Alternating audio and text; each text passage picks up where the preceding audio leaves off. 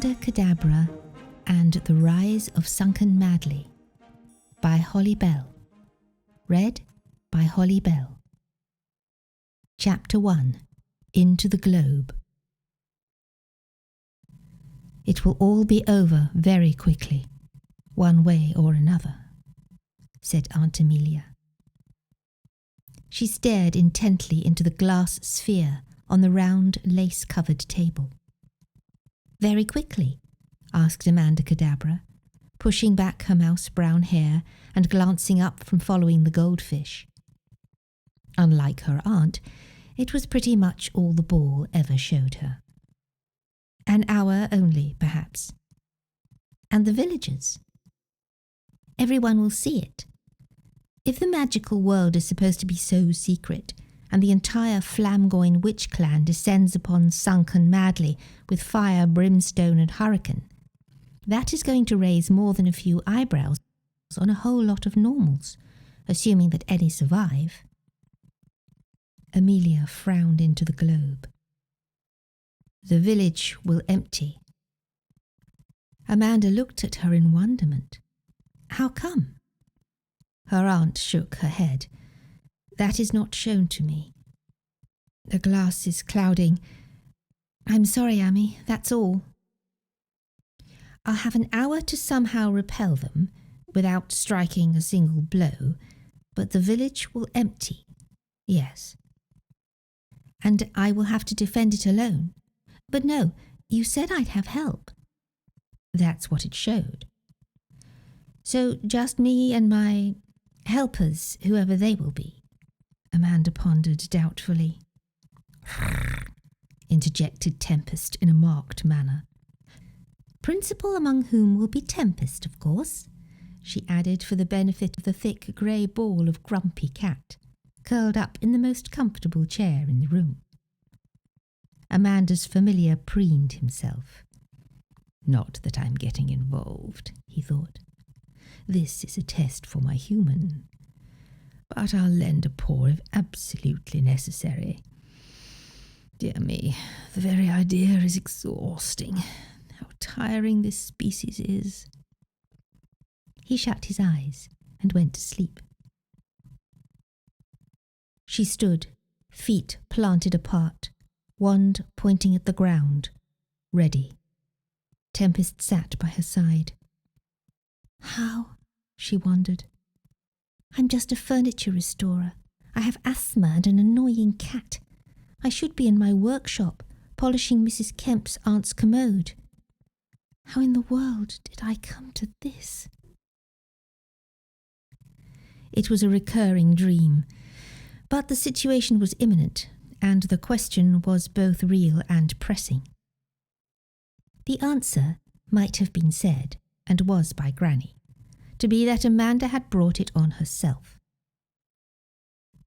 If only, Sonara Cadabra had lamented, you had not cast that spell, the very one your Aunt Amelia warned you not to perform, if you didn't want to bring the Flamgoynes down upon the village. On the other hand, Grandpa, in his light Cornish accent, said that she had had no option. When the crunch came, it was a choice between saving herself and the inspector, or sending up a beacon that Sunken Madley was the epicentre of powerful magical activity.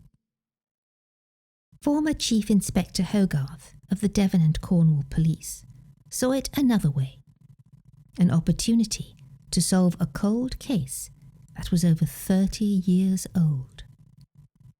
Aunt Amelia, Amanda's confidant and would-be divination tutor since she was 9 years old, not only refrained from repeating "I told you so," but was both sympathetic and constructive. It was January, one of their regular Tuesday dinners together.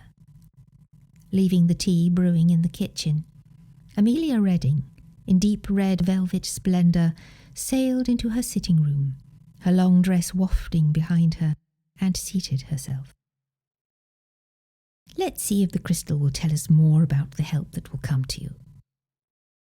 Amanda, sitting opposite, could only see, reflected in the glass surface, Amelia's bright brown eyes framed by a chestnut bob. Apart from that, all she ever got was goldfish, or a plastic Paris in a snowstorm. This had been the case for more than 20 years. Until now. Suddenly, Amanda was electrified. "Wait!" she cried excitedly. "What?" "Aunt Amelia, I see something." "What, Amy? What do you see?" "It's a big... banjo? No, cello. It's a big cello. It's getting smaller.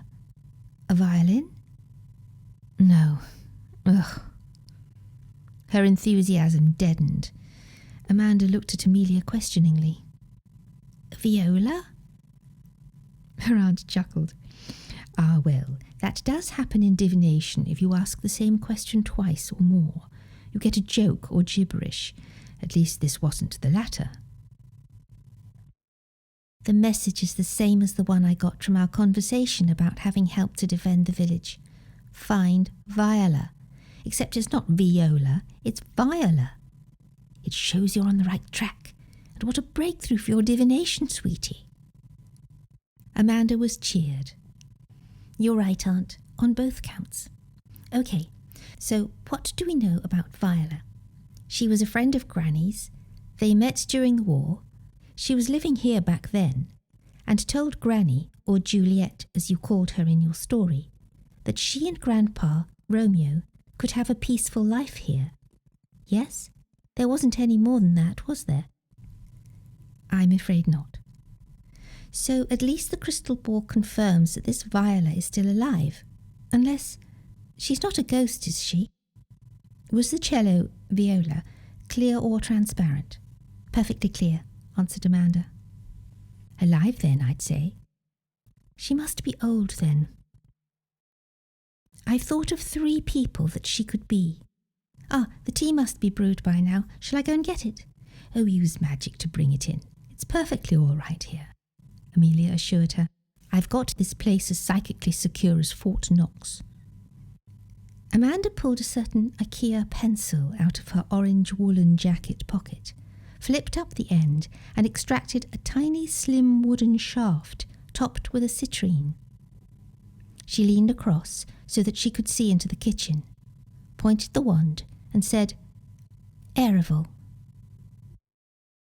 The tea tray, bearing its load of Devon rose-patterned Wedgwood pot, cups and bowls containing milk and sugar, 2 silver spoons, and a plate of ginger-nut biscuits, rose from the worktop beside the kettle. "Come, Des," instructed Amanda. It glided through the air, along the passage to the sitting room, and hovered. "Sidarsig." The tray lowered itself gently onto the table beside them. Amanda would not usually have bothered with a wand, but there was hot liquid involved, so extra control was needed. Hopeless though she was at divination, this was her special and exceedingly rare magical talent, a Cadabra family trait inherited from her grandfather. It enabled her, in spite of asthma that was all too easily agitated by physical exertion, to carry on the family business of furniture restoration with all its strenuous activity. Of course, any spell working had to be conducted out of sight of normals. "You were saying, dear," Amelia reminded her, adding sugar lumps to the teacups. 3 possibles. "Yes," replied Amanda. "Mexgay," she added. The spoons began stirring. "There's Mrs. Uberhausfest, who distinctly told me that she and Granny had been friends for over 50 years, and you know how fond Granny is of her, invoking her whenever she talks of how we both did our bit in the war. And with her line of work, if anyone could organise a home guard, she could." "And the other 2?" inquired Amelia. "Ceciblin," said Amanda. The spoons stopped stirring. "The ladies who live at the Grange. Miss Armstrong Whitworth, the one who worked as field agent for the government many years ago, I told you. But I gather she always operated alone, so not an organiser, I'd say. Well, she and Granny never seemed very close at all, so out of the 2 of them, I'd plump for Mr. Haviland. Both she and Granny are strong-minded, outspoken, definitely organisers and with views on every subject. In fact, I'd often thought they could have been 2 peas in a pod. Amelia laughed. I know what you mean. Although, remarked Amanda suddenly, then stopped to think. Yes, encouraged her aunt. Well, what if Viola isn't a woman at all? I think I see where you're going with this, but carry on. Well, Viola isn't from Shakespeare's Romeo and Juliet, is she? She's from Twelfth Night. She's the sister, cast up on an enemy shore, who, believing her brother to be drowned, takes on the disguise of a man and gets a job working for the local count. So, what if Viola is a sort of code name but for a man? Or a woman pretending to be a man? Amelia hazarded. Possibly, but I don't think you could live in Sunken Madley and carry off a disguise like that for the better part of a century. True. What men would be eligible for the role of Viola then?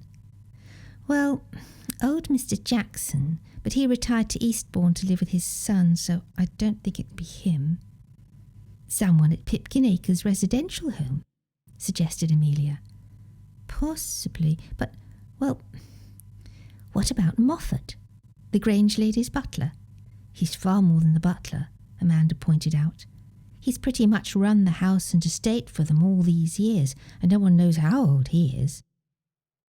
That gives you 4 candidates then. Mrs. Uberhausfest, Cynthia de Havilland, Gwendolen Armstrong Whitworth, and, does anyone know his first name? Moffat. Yes, and I gather Viola will be the means of assembling the rest of the people who help on the day that the Flamgoynes attack. What's your next move then, Amy? Well, what I need is a reason to visit Elmer Uberhausfest, and soon. Fortunately, thanks to stilettos, a spanner, and a piano, one was in the making.